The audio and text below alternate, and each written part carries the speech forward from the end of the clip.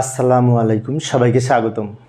প্রিয় শিক্ষার্থী বন্ধুরা, আজকে আমি এই যে আইসিটি বিষয়ের সংখ্যা পদ্ধতি সিলেট বোর্ড 2024 সালে যে সৃজনশীল প্রশ্নটি এসেছিল, এই প্রশ্নটির সঠিক সমাধানের জন্য তোমাদের সাথে আছি আমি মোহাম্মদ সিরাজুল ইসলাম, বরিশাল সরকারি model school and college, Barishal. চলো শুরু করা যাক। প্রথমে প্রশ্নটা দেখি, প্রশ্নে কি বলা আছে। এই যে প্রশ্নে বলা আছে, এই যে রাশেদ নির্বাচনী পরীক্ষায় বাংলা, ইংরেজি ও আইসিটি বিষয়ের মার্কস ছিল যথাক্রমে বাংলা বিষয়ের নম্বর ছিল 4E, যেটি হেক্সাডেসিমাল সংখ্যা, ইংরেজি বিষয়ের নাম্বার ছিল বাইনারি সংখ্যা, আর আইসিটিতে 85 পেয়েছিল, যেটি দশমিক সংখ্যা। এই তিনটা নম্বর দেওয়া আছে।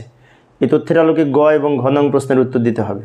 তো আমরা মূলত ক খ আগে লিখে নিই, কতে বলেছে ভিত্তি কি, তাই না?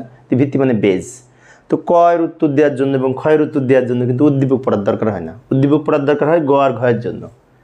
তো তাহলে ক নম্বরে ভিত্তি কি আমরা এইভাবে লিখতে পারি, উত্তরটা লক্ষ্য করি। এই যে কোনো সংখ্যা পদ্ধতির বেজ বা ভিত্তি হলো ওই সংখ্যা পদ্ধতিতে যতগুলো মৌলিক প্রতীক ব্যবহার করা হয় তার সংখ্যা। যেমন এই যে অক্টাল সংখ্যা পদ্ধতির ভিত্তি 8।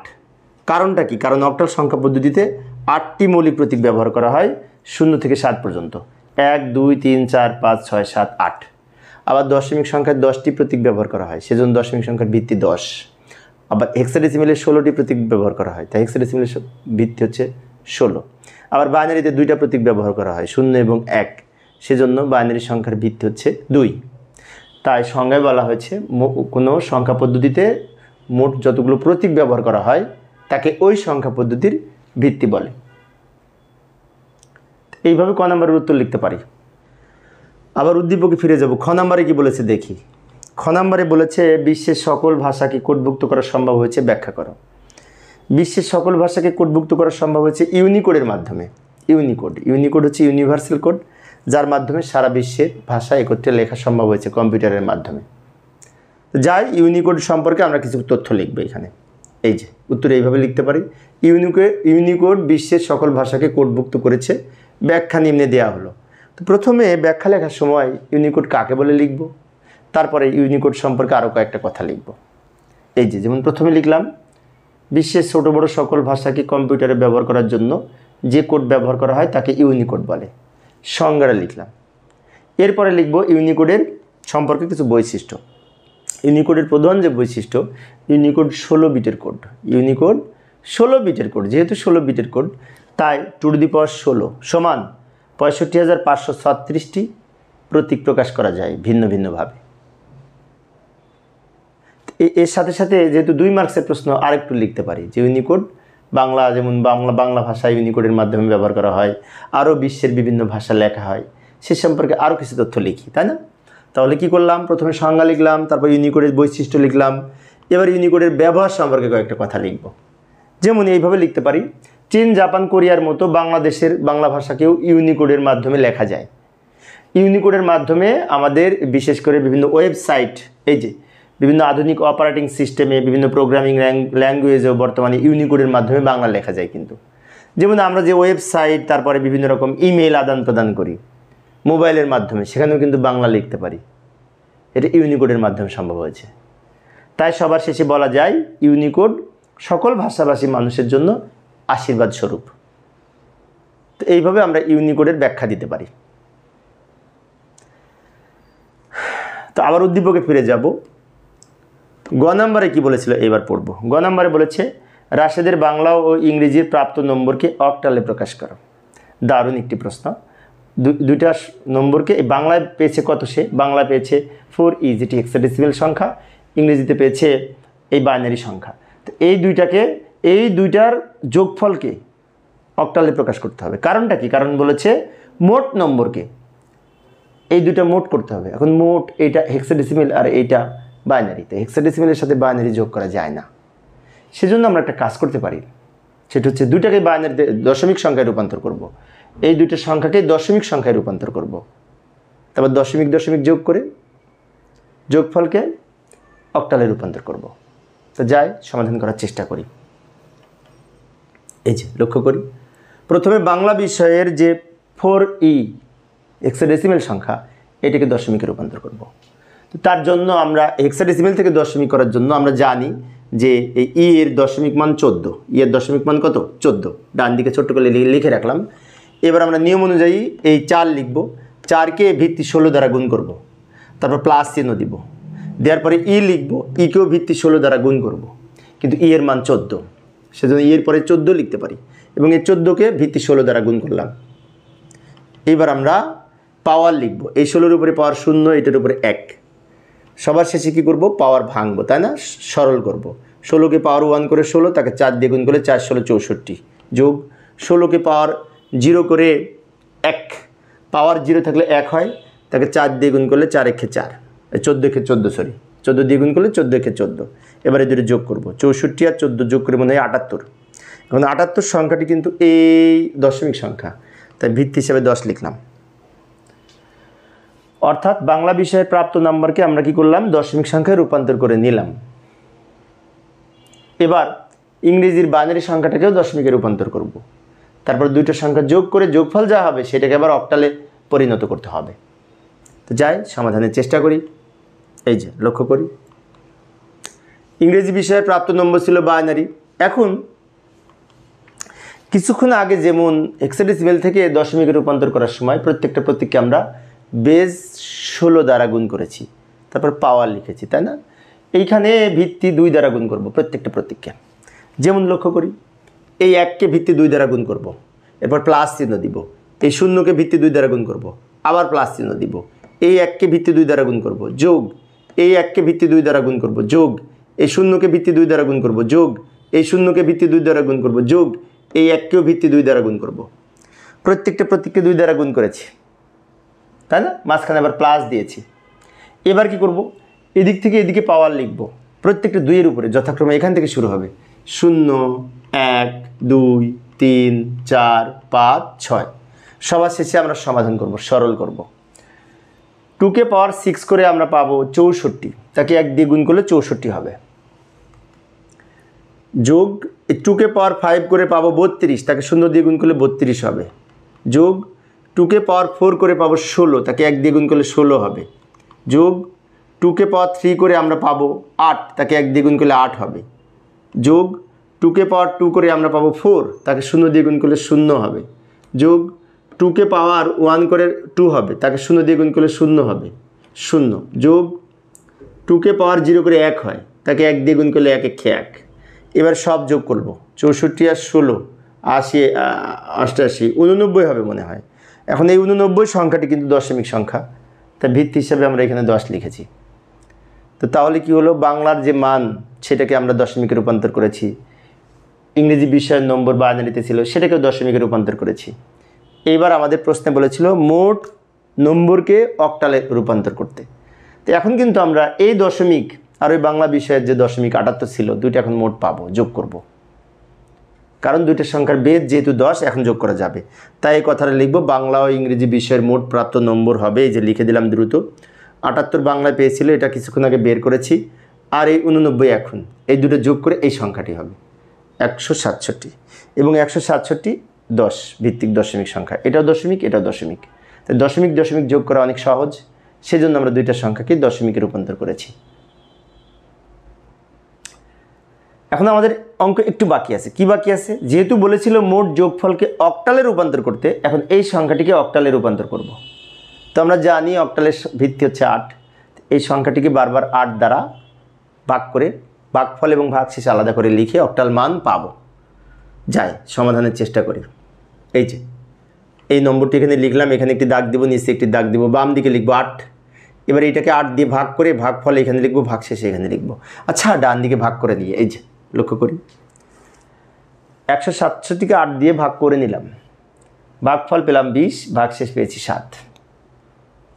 তো ভাগফল যে 20 পেলাম, এই ভাগফল 20 আমরা প্রথমে লিখব, এই প্রথমে, আর ভাগশেষ যে 7 পেয়েছি ওটা শেষে লিখব। লেখার পরে এই 20কে আবার 8 দ্বারা ভাগ করব। এখন 20কে 8 দ্বারা ভাগ করলে ভাগফল হবে 2, আর ভাগশেষ থাকবে 4, তাই না, ভাগ তো আমরা করতে পারি।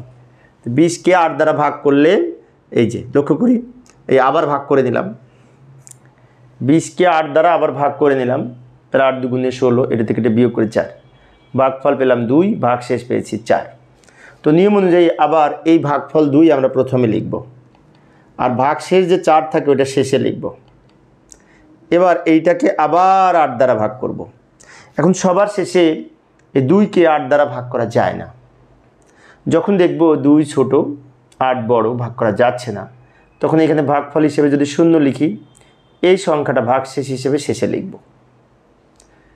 এই যে লক্ষ্য করি, এখানে ভাগফল হিসেবে যদি 0 লিখি, এই 2 ভাগশেষ হিসেবে শেষে লিখব। এবারে ভাগশেষগুলো নিচ থেকে উপরের দিকে যদি সাজিয়ে লিখি, তাহলে উত্তর হবে 247। 247 যেহেতু অক্টাল সংখ্যা, তাই ভিত্তি হিসাবে আমরা এখানে 8 লিখেছি। এটা হচ্ছে আমাদের গ নম্বরের উত্তর। মোট যোগফলকে আমরা এই অক্টালে রূপান্তর করলাম। আচ্ছা, এইবার ঘ নম্বরের জন্য আবার উদ্দীপকে ফিরে যাব। তো লক্ষ্য করি, ঘ নম্বরের জন্য আবার উদ্দীপকে ফিরে এলাম। এই যে ঘ নম্বরে কি বলেছে, রাশেদের ইংরেজি ও আইসিটি বিষয়ে প্রাপ্ত নম্বরকে এই যোগের মাধ্যমে পার্থক্য নির্ণয় করো। অর্থাৎ রাশেদ এই যে ইংরেজিতে পেয়েছিল বাইনারি সংখ্যা দেওয়া আছে, আর আইসিটিতে পেয়েছিল 85। তো এই দুইটার পার্থক্য নির্ণয় করতে হবে যোগের মাধ্যমে। তো যোগের মাধ্যমে পার্থক্য, এই যে যোগের মাধ্যমে পার্থক্য, এটা কিন্তু প্রায় এসেছে পরীক্ষায়, খুব গুরুত্বপূর্ণ প্রশ্ন। আমার ক্লাস যারা নিয়মিত দেখো তারা এই ঘ নাম্বারটি পারবে। তারপরেও আমি বলছি, দেখিয়ে দিচ্ছি। এখন আমাদের 2-এর পরিপূরক পদ্ধতিতে যদি যোগের মাধ্যমে পার্থক্য নির্ণয় করতে হয়, সেক্ষেত্রে এই দুইটা সংখ্যার মধ্যে কোনটি ছোট সংখ্যা সেটি আইডেন্টিফাই করতে হবে। এখন এটা বাইনারি, এটা দশমিক, এখান থেকে বোঝা যায় না কোনটি ছোট সংখ্যা। তাহলে আমাদের ছোট সংখ্যা নির্ণয় করতে হলে দুইটাকে এক ফরম্যাটে আনতে হবে। তো দুইটাকে দশমিকে রূপান্তর করতে পারি। ও আর একটা বিষয়, এটার দশমিক তো আমরা গ নাম্বারে বের করেছি, সম্ভবত পেয়েছিলাম 89, 89 গ নাম্বারে পেয়েছিলাম। তাহলে 89 আর 85, তার মানে 85 ছোট। তো আমরা একটা কাজ করি, একটু সাজিয়ে লিখি। এই যে একটু দ্রুত লিখলাম সময় সেভ করার জন্য। ইংরেজি এই বাইনারি সংখ্যাটির দশমিক সমতুল্য মান হচ্ছে 89, এটা আমরা গ নাম্বার থেকে পেয়েছি। আবার আইসিটি বিষয়ের দশমিক মান হচ্ছে 85, যেটি প্রশ্নে দেওয়া আছে। এটা প্রশ্নে দেওয়া আছে আর এটা গ নাম্বারে পেয়েছি। এখন এই দুইটার মধ্যে কিন্তু নিচেরটা ছোট। তো এই ক্ষেত্রে যদি আমরা পার্থক্য নির্ণয় করতে চাই, তো পার্থক্যটা হবে এইভাবে, এই যে এইটা মাইনাস এইটা লিখবো। এই যে পার্থক্য হবে 89 মাইনাস 85, বড়টা থেকে ছোটটা বিয়োগ করলে পার্থক্য হবে। এবং যোগের মাধ্যমে আমরা যখন পার্থক্য নির্ণয় করব, সেই ক্ষেত্রে এই দুইটা সংখ্যার মধ্যে ছোট সংখ্যাটির আগে কিন্তু মাইনাস হয়েছে, মানে কি এটা নেগেটিভ সংখ্যা হয়ে গেছে। মাইনাস 85 হয়েছে, মাইনাস 85 মানে কি এটা নেগেটিভ হয়েছে। আর নেগেটিভ কোনো সংখ্যার যদি আমরা বাইনারি মান বের করতে চাই, তো 2-এর পরিপূরক করতে হবে। সেজন্য আমরা আর একটা কথা এখানে লিখে রাখবো, তাহলে ভালো বুঝতে পারবো। এই যে দ্বিতীয় সংখ্যাটি মানে কি 85, দ্বিতীয় সংখ্যাটি ঋণাত্মক হওয়ায় 2-এর পরিপূরক মান নির্ণয় করতে হবে। তো এই ক্ষেত্রে 2-এর পরিপূরক মান নির্ণয় করতে হলে আমাদের আর একটা বিষয়, সেটি হচ্ছে আমরা যেহেতু যোগের মাধ্যমে পার্থক্য নির্ণয় করব, অর্থাৎ 2-এর পরিপূরক পদ্ধতিতে বিয়োগ করব, তাকেই বলে যোগের মাধ্যমে পার্থক্য। 2-এর পরিপূরক পদ্ধতিতে বিয়োগের আর এক নাম যোগের মাধ্যমে পার্থক্য। তো এই ক্ষেত্রে দুইটা সংখ্যারই বাইনারিতে রূপান্তর করতে হবে। যেমন এইটার বাইনারি তো আছে প্রশ্নে, আবার এটার বাইনারিও রূপান্তর করব। দুইটা বাইনারি সংখ্যাকে 8 বিটে সাজিয়ে লিখব, কারণ 2-এর পরিপূরক পদ্ধতিতে যোগের মাধ্যমে পার্থক্য নির্ণয় করার ক্ষেত্রে 8 বিট, 16 বিট ইত্যাদি রেজিস্টারে সাজিয়ে লিখতে হয়। এখন এই দুইটা সংখ্যা 8 বিট রেজিস্টারে ধারণ করে, সেজন্য আমরা 8 বিট ধরে করতে পারবো। যাই সমাধানের চেষ্টা করি। প্রথমে 89-এর বাইনারি মান এই সংখ্যাটা লিখবো আমরা। এই যে 89-এর বাইনারি মান এই সংখ্যাটা, যে প্রশ্নে দেওয়া আছে, এটা দশমিক মান যেহেতু এইটা, তাহলে এটার বাইনারি এইটা হবে। ওটা এখানে লিখলাম। একটু সময় সেভ করার জন্য দ্রুত ওখান থেকে দেখে লিখে দিলাম। এখানে 1 2 3 4 5 6 7 বিট, এটা এখানে লিখলাম 7 বিট। তো 7 বিটের বাম পাশে আরেকটা শূন্য দিয়ে আমরা 8 বিট তৈরি করে নিলাম। এই যে 8 বিটে সাজিয়ে লেখা হলো, এটার নাম হচ্ছে 8 বিট রেজিস্টারে সাজিয়ে লেখা। আবার 85-এর বাইনারি মান লিখব এই নিচে। এখন 85 বা 85-এর বাইনারি মান কোথায় পাবো, তাই না? আমরা 85-কে যদি বারবার 2 দ্বারা ভাগ করি, আলাদা জায়গায় রাফ করে নিই, তাহলে কিন্তু 85-এর বাইনারি মান পাবো। দশমিক সংখ্যা হতে বাইনারি মান তোমরা পারবে, অথবা আমরা ক্যালকুলেটারে বের করতে পারি। ক্যালকুলেটারে কীভাবে বের করতে হয়, বিভিন্ন সংখ্যার বাইনারি মান আমি এই চ্যানেলের কিন্তু ক্যালকুলেটর ব্যবহারের একটা আলাদা প্লেলিস্ট আছে। তো ক্যালকুলেটর ব্যবহার করে বিভিন্ন সংখ্যা পদ্ধতিতে স্থানান্তর খুব সুন্দর করে আলোচনা করেছি ক্যালকুলেটরের ব্যবহার সম্পর্কে। ওই প্লেলিস্টে যেয়ে তোমরা ক্যালকুলেটরের ব্যবহার শিখে নিতে পারো। আচ্ছা, এইটার ক্যালকুলেটরের মাধ্যমে যদি আমি বাইনারি মান বের করি, এই সংখ্যাটি হবে, এই যে আমি দ্রুত লিখে দিলাম সময় সেভ করার জন্য, এই সংখ্যাটি হবে ক্যালকুলেটরের মাধ্যমে বা বের করে নিলাম। এখন এখানে 7 বিট, তা বাম দিকে আর একটা শূন্য দিয়ে 8 বিট তৈরি করে নিলাম। অর্থাৎ 2 এর পরিপূরক পদ্ধতিতে যোগের মাধ্যমে পার্থক্য নির্ণয় করার ক্ষেত্রে দুইটা সংখ্যাকে আমি 8 বিটে সাজিয়ে নিলাম। এখন এই যে এখানে বলা ছিল দ্বিতীয় সংখ্যাটিকে, মানে কি এই সংখ্যাটিকে 2 এর পরিপূরক করব। অর্থাৎ এই যে 85 বাইনারি মান 8 বিট রেজিস্টার, এই মানটা ধরে 2 এর পরিপূরক মান নির্ণয় করব, কারণ ছোট সংখ্যাটিকে 2 এর পরিপূরক করতে হবে। তো যাই সমাধানের চেষ্টা করি। এই যে লক্ষ্য করি 85 এর 8 বিট বাইনারি মান কিছুক্ষণ আগে যে সাজিয়ে লিখেছিলাম ওটা লিখব। কিছুক্ষণ আগে যেটি সাজিয়ে লিখেছিলাম না, ওই যে বললাম ক্যালকুলেটরে বের করে নিলাম, ওই মানটা এখানে লিখে এখানে একটা অতিরিক্ত শূন্য দিলাম 8 বিট তৈরি করে নেওয়ার জন্য। এটার নাম হচ্ছে 8 বিট প্রকৃত মান। এবং এই 8 বিট প্রকৃত মানের প্রথম বিটকে, বাম দিকের প্রথম বিটকে চিহ্ন বিট বলে, সাইন্ড বিট বলে। চিহ্ন বিট শূন্য হলে সংখ্যাটি পজিটিভ হয়। চিহ্ন বিট যেহেতু শূন্য তাই সংখ্যাটি +85। চিহ্ন বিট যেহেতু শূন্য তাই সংখ্যাটি প্লাস সংখ্যা, পজিটিভ সংখ্যা। এখন প্রশ্ন হচ্ছে তাহলে -85 মান কত হবে? আর সেই -85 মান বের করার জন্যই আমরা এখন 2 এর পরিপূরক করব। তো 2 এর পরিপূরক করার আগে আমাদের এই যে 8 বিট রেজিস্টারে সাজিয়ে লিখে মানটা লিখেছিলাম প্রকৃত মান, ওইটা থেকে 1 এর পরিপূরক মান নির্ণয় করতে হবে। 1 এর পরিপূরক মান এটাকে উল্টিয়ে লিখব। যেমন উপরে 1 আছে, 1 এর পরিবর্তে 0 লিখব, 0 এর পরিবর্তে 1 লিখব, 1 এর পরিবর্তে 0 লিখব, 0 এর পরিবর্তে 1 লিখব, 1 এর পরিবর্তে 0, 0 এর পরিবর্তে 1, 1 এর পরিবর্তে 0, 0 এর পরিবর্তে 1। অর্থাৎ উপরে যদি 1 থাকে নিচে 0 লিখেছি, আর উপরে 0 থাকলে 1 লিখেছি। এইভাবে যে সাজিয়ে লিখলাম এটা হচ্ছে 1 এর পরিপূরক মান। এটার সাথে 1 প্লাস করব, অর্থাৎ এই লাইনের সাথে 1 যোগ করে যেটি পাবো সেটাকে বলা হবে 2 এর পরিপূরক মান এবং -85 এর মান। কেন মাইনাস হবে তার ব্যাখ্যাটা আর একটু পরে বলছি, আগে যোগ করি। এবং যোগ করার সময় একটা বিষয় বলে রাখি, আমি একজন সরকারি কলেজের শিক্ষক, যখন ক্লাসে পড়াই তখন দেখেছি শিক্ষার্থীরা এই লাইনও যোগ করে। আসলে যোগ হবে নিচের লাইন থেকে, এই লাইনের সাথে 1 যোগ করে এখানে লিখব, বিষয়টি খেয়াল রাখবো। তো যোগ করি, 0 আর 1 যোগ করে 1, হাতে কোনো সংখ্যা নাই, এই 1 নিচে নেমে যাবে, এই 0 নামবে, এই 1 নামবে, 0 নামবে, 1 নামবে, 0 নামবে, 1। এই লাইনের সাথে 1 যোগ করে এটা পেলাম। এটা হচ্ছে 2 এর পরিপূরক মান এবং -85 এর মান। এখন বলবো কেন মাইনাস হলো। কারণটি হচ্ছে আমরা জানি যে কোনো এই 8 বিট রেজিস্টারের বাইনারি মানের প্রথম বিট চিহ্ন বিট, চিহ্ন বিট 0 হলে সংখ্যাটি পজিটিভ সংখ্যা হয়, আর চিহ্ন বিট 1 হলে সংখ্যাটি মাইনাস সংখ্যা হয়। চিহ্ন বিট মানে প্লাস মাইনাস নির্ধারণকারী বিট। সংখ্যাটা পজিটিভ না নেগেটিভ সেটা এই বাইনারি মান দেখে বোঝা যাবে, সেটা হচ্ছে এই চিহ্ন বিটের মাধ্যমে। চিহ্ন বিট 0 হলে সংখ্যাটি প্লাস, চিহ্ন বিট 1 হলে সংখ্যাটি মাইনাস। চিহ্ন বিট যেহেতু 1 তাই সংখ্যাটি নেগেটিভ হয়েছে। অথবা অন্যভাবে বুঝতে পারি, কোনো পজিটিভ সংখ্যার বাইনারি মানকে 2 এর পরিপূরক করে ওই সংখ্যার নেগেটিভ মান পায়, এটাকে নেগেশন বলে। আচ্ছা, এইবার আমাদের অঙ্ক একটু বাকি আছে। কি বাকি আছে? এই বাইনারি মানের সাথে ওই যে আরেকটা সংখ্যা ছিল না 89, 79, ওর যে বাইনারি মান 8 বিটে সাজিয়ে লিখেছিলাম, এখন তার সাথে এটা যোগ করব। যাই সমাধান করার চেষ্টা করি। 89 এর বাইনারি মান প্রশ্নেই দেওয়া ছিল, ওইটা এখানে লিখে নিলাম প্রশ্ন থেকে সরাসরি, বা আমি একটা 0 দিয়ে 8 বিট তৈরি করে নিলাম। ওইটার নিচে লিখবো -85 এর মান। এখন -85 এর মান কিন্তু আমি 1 মিনিট আগে কিছুক্ষণ আগে বের করেছি 2 এর পরিপূরক করে, ওই মানটা ওখান থেকে নিয়ে সেখানে দেখে দেখে লিখে দিলাম। কিছুক্ষণ আগে যে পরিপূরক করে পেলাম ওইটা আমি এখানে লিখে দিলাম। এবার যোগ করব। যোগের মাধ্যমে পার্থক্য, তার মানে কি এদিকে যোগ করব আর এদিকে পার্থক্য নির্ণয় করব, সেজন্য বলা হয় যোগের মাধ্যমে পার্থক্য। যেমন এই দুটোর পার্থক্য এইটা হবে 4, প্লাস মাইনাস বিয়োগ করে প্লাস বড়, তাই এটি প্লাস সংখ্যা। প্লাস সংখ্যা কেন হচ্ছে তার ব্যাখ্যা এখানেও আবার পাবো, আমরা একটু পরে বলছি, আগে ওই লাইনটা যোগ করি। যোগের মাধ্যমে পার্থক্য মানে কি, এদিকে করব যোগ আর এদিকে হবে পার্থক্য। তো এই যোগ কিন্তু বাইনারি যোগ, আর বাইনারি যোগ করার ক্ষেত্রে আমরা জানি 1 আর 1 2, 2 থেকে 2 বিয়োগ করে 0 হয়, এভাবে বুঝতে পারি। আবার অনেক শিক্ষার্থী সহজভাবে বুঝতে চায়, সেটা হচ্ছে 1 আর 1 10। এটা বলা সহজ, লেখা সহজ। কেন 10? 1 আর 1 যোগ করে 2, 2 এর বাইনারি 10। এটা বলা সহজ, লেখা সহজ, সেজন্য আমরা এভাবেও করতে পারি। যাই, 1 আর 1 যোগ করে 10, 10 এর 0, হাতে থাকে 1।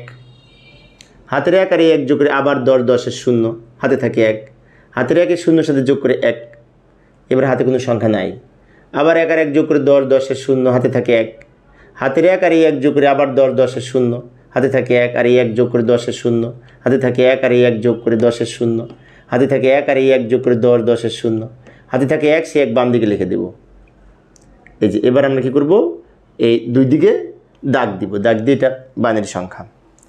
এখন এইটাই হচ্ছে পার্থক্য, এবং এই সংখ্যার বাইনারি মান কিন্তু এইটা। এখন অনেক শিক্ষার্থীর মনে হতে পারে 4 এর বাইনারি মান কি এত বড়? না, এত বড় না। এখানে আরেকটু কাহিনী আছে। কাহিনী হচ্ছে, আমরা 8 বিট রেজিস্টারে অঙ্ক করে এখানে কিন্তু 1 2 3 4 5 6 7 8 9 বিট পেয়েছি। তো 8 বিট রেজিস্টারে অঙ্ক করে এখানে 9 বিট পেয়েছি। তার অর্থ হচ্ছে এই পর্যন্ত 8 বিট। এই যে হলুদ কালার দেওয়া আছে, এর বাম পাশে এই 1 হচ্ছে অতিরিক্ত, যাকে বলা হয় ক্যারি বিট, হাতে থাকা বিট, বা এটাকে ওভারফ্লো বলা হয়। তো আমি এইভাবে একটা সংখ্যা এই কথা লিখে দিলাম, ওভারফ্লো বিবেচনা করা হয় না। অথবা আমরা লিখতে পারতাম ক্যারি বিট বিবেচনা করা হয় না। এখন এইটা যদি বিবেচনা করা না হয়, তো এখান থেকে উত্তর হবে। এখান থেকে উত্তর হলে বামের শূন্যের কোনো মূল্য নেই, তো এইটুকু উত্তর। তো 4 এর মান কিন্তু এইটুকু, 1 0 0। ফাইনালি আমরা আরেকটু ব্যাখ্যা লিখবো, এইভাবে উত্তরটা এইভাবে লিখবো। লক্ষ্য করি, এই যে সুতরাং পার্থক্য 4। এখন এই 4 পজিটিভ না নেগেটিভ, সেটা ব্যাখ্যাও দিচ্ছি। এই যে লক্ষ্য করি, এক্ষেত্রে সংখ্যাটির চিহ্ন বিট 0, মানে কি এই যে চিহ্ন বিট 0, এটা চিহ্ন বিট, এটা ক্যারি বিট বা ওভারফ্লো। এই চিহ্ন বিট যেহেতু 0 0, তাই সংখ্যাটি ধনাত্মক। কারণ কিছুক্ষণ আগে বলেছিলাম সাইন বিট 0 হলে সংখ্যাটি প্লাস সংখ্যা হয়। এইভাবে আমরা দুইয়ের পরিপূরকের মাধ্যমে পার্থক্য নির্ণয় করতে পারি। তো প্রিয় শিক্ষার্থী বন্ধুরা, এই ছিল আমার আজকের আলোচনার বিষয়। আমি একটি বোর্ড শিক্ষার্থীদের অনুরোধে আলোচনা করার চেষ্টা করি। তো পরবর্তী ক্লাসে কোন বোর্ড করাবো একটু দেখে যাই। বরিশাল বোর্ড। বরিশাল বোর্ডে একটা প্রশ্ন, যে প্রশ্নটি এসেছিল ওই প্রশ্নটির সমাধানের চেষ্টা করব 2024 সালে। দেখার আমন্ত্রণ রইল। পরিশেষে সবাই ভালো থাকবে এবং সুস্থ থাকবে, এই কামনায়। খোদা হাফেজ।